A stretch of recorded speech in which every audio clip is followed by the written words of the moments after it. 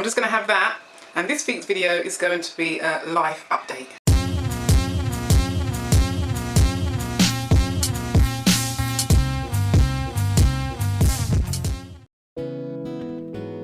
Mushroom and kale tomato pasta. It's a little bit bitter actually with the kale. Normally I use spinach, but I don't have any. Anyway, greet fruit fam. Hope you're having a good week. I do like it when I'm kind of feeling chatty when it's time to make a video, because I'm not like massively chatty in life.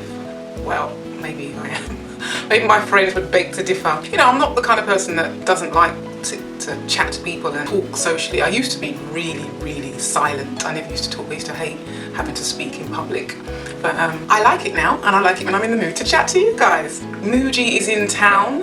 Muji is going to be at Alternatives July 18th. I was saying to my friend, oh God, I can't wait to meet Muji again. And she was like, on her phone, yeah, he's appearing in London. I'm like, oh my God. I was going to book it there and then, but wherever I couldn't. Yeah, no, if your thing is Muji, check him out. Maybe we could meet there. What else is happening in London? My supper club this Saturday. There are 3 seats left. So if you're in London and you want to join, look in the description box and I'll put a link to the Eventbrite. Last month's one was like really fun. It was really good. And there's even been some really good reviews. It's amazing. It's just like you think of an idea, a business idea or a creative idea, and then you see it happening in life. It's just amazing. Human beings, we're such amazing, creative beings. Did you watch my last video, Happy People in London? I just went for a wander along London Bridge on Sunday and took the camera with me as well. Oh, I forgot to mention, yeah, I added a scarf to the wardrobe for a bit of colour. In that video, I talk about setting up a blog, but I'm also setting up a website at the same time. See, this is what happens with me, like the ideas come and I want to do them all at once. Yeah, I'm having a web designer create a website for me. So I'm going to blog on there first and then think about setting up a Living Fruit blog. But I'm quite excited about that because it's kind of different content. On my personal website, it's going to be about coaching and creative writing, and I'm going to tell my story of breakthrough and awakening, so stay tuned for that. Also some other just ideas and products that I want to put out. Like I'm also talking about journaling and notebooks, so they're going to be coming out soon. I'm really excited, like all handmade, all beautiful. I'm also going to do a giveaway as well. I'm really excited about a giveaway. I've never done like a giveaway on this channel, shame on me, in all the years. I've never had anything to give away. And the other thing about, you know, celebrating how many subscribers when you get to 1,000 and 2,000, I just can't with that, because I see people come on here and overnight they're like 50,000 subscribers, and I've been slowly building up my subscribers. So if I start to talk about celebration, I'll start ranting, so we just won't go there. In about the next couple of weeks, you know, when I've got the products together, and it's gonna be really cool. So the last thing I want to update about is where I am spiritually. Someone asked me a question last week, what do I mean by an awakening?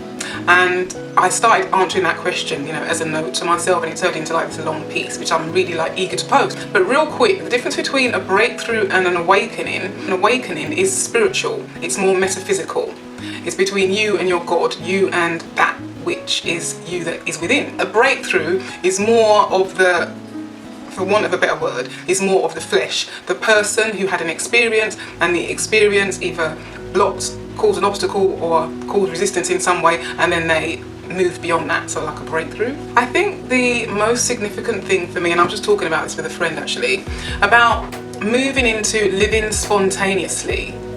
You know how at first our breakthroughs and awakenings are in thought. We kind of get thoughts about them, we begin to get insights, and then the second part of that is we talk to people about them, or we might write about them, we might journal about them. So first there's thought, then there's word, and then there is the deed. So what that breakthrough awakening will look like in real life.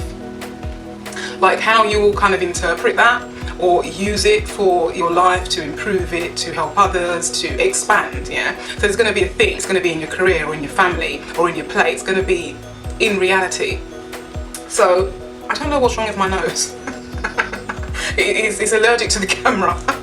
It starts tickling. So in terms of living a spontaneous life, I've done the thought, the word, and it's kind of like, how does that be in my life? And I guess at the moment I'm kind of like, oh, so many ideas, and I'll do them all at once. Mind you, that's kind of like not new for me. That seems to have arisen in me again, that eagerness to, you know, greedily, hungrily eat up every experience that I can. Kind of like managing how I move into going, like really going with my gut and going with what I'm moved to do. Like say for example, you wanted to build a website and then you wanted to, I'm never good at examples. You wanted to build a website and you wanted to do some needlework. And you really felt like you really wanted to use your hand and do the needlework, like you really felt it in you.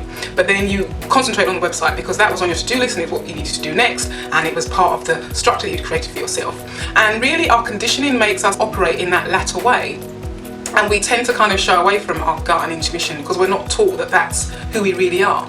So I'm kind of in that process of just allowing whatever is arising in me to be in the world, to create it in the world and take the actions consistent with that. Supper Club came out of that because I love food, I love to cook. I don't want to go back into the hotel kitchens and all that sort of stuff, but I still want to have that experience of witnessing people eating my food, enjoying my food, and I really have so far enjoyed it. Still doing my sadhana every day, loving it.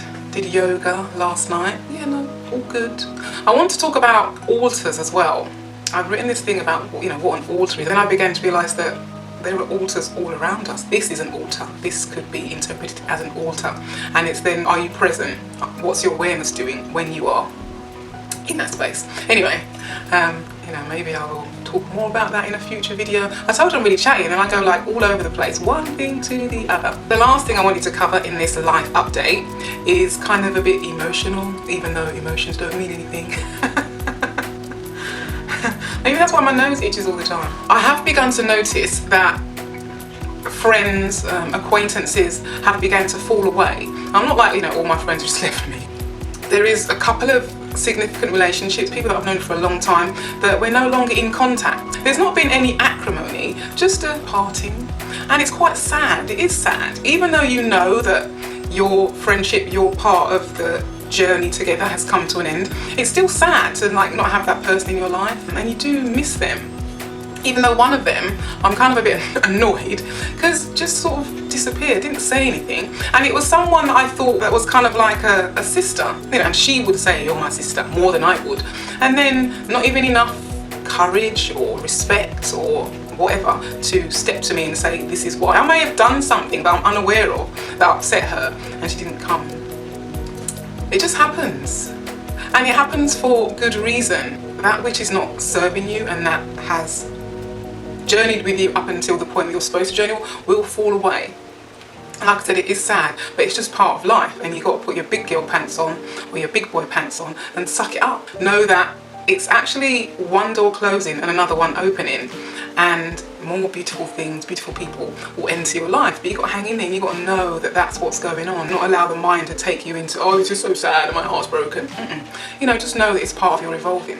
Yeah, that's part of my evolving. Also part of that is that I'm really finding it hard, or it's really easy, whichever way you want to look at it, to tolerate crap. I just have no capacity for tolerating stuff that doesn't serve me.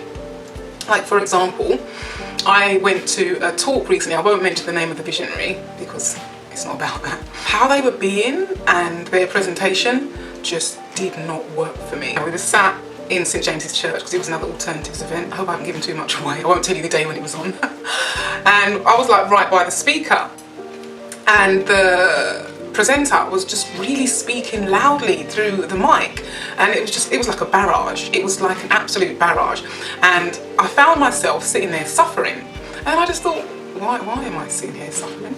I don't have to, I'm not chained here. I was with a friend, I didn't want to just like, you know, bail out on her, but at the same time I could still do both. So, you know, I got my coat and my bag and excused myself and left the venue and went and bought a tea in the Costa, and then came back in and sat at the back to wait for her, because it just wasn't for me. I found the presenter was kind of patronising, like really sort of talking at us from a place of, you know, I'm up here, I've found the light and now I have to bring you.